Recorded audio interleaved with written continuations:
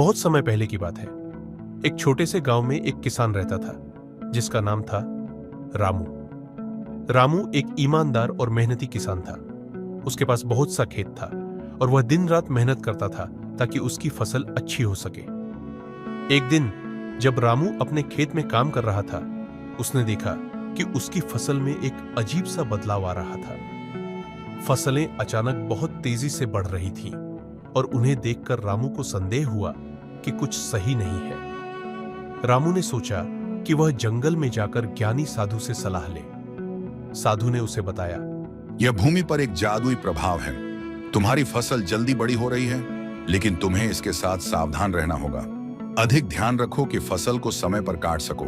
रामू ने साधु की सलाह मानी और अपने खेत की ओर वापस लौट आया। फसलें बहुत सुंदर और हरी भरी हो गई, लेकिन रामू ने महसूस किया कि अब फसलें इतनी बड़ी हो रही थीं कि उन्हें संभालना मुश्किल हो रहा था।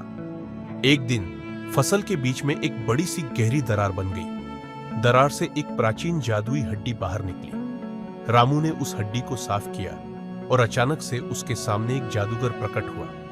जादूगर ने कहा, मैं तुम्हारे खेत में जादू की शक्ति का कारण हूं। तुम्हारी मेहनत और ईमानदारी ने इस शक्ति को जागृत किया है।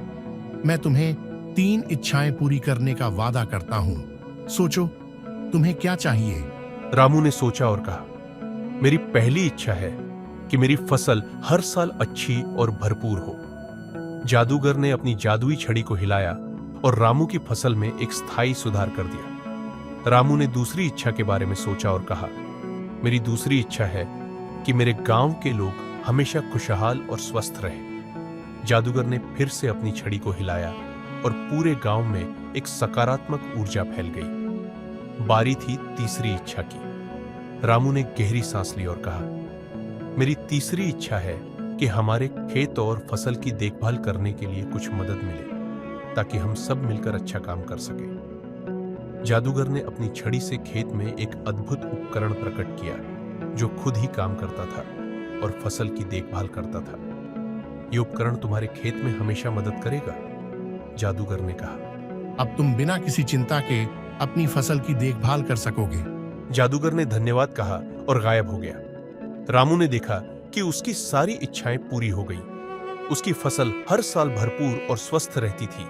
गांव के लोग खुशहाल थे और जादूगर का दिया हुआ उपकरण खेत की देखभाल में मदद करता था।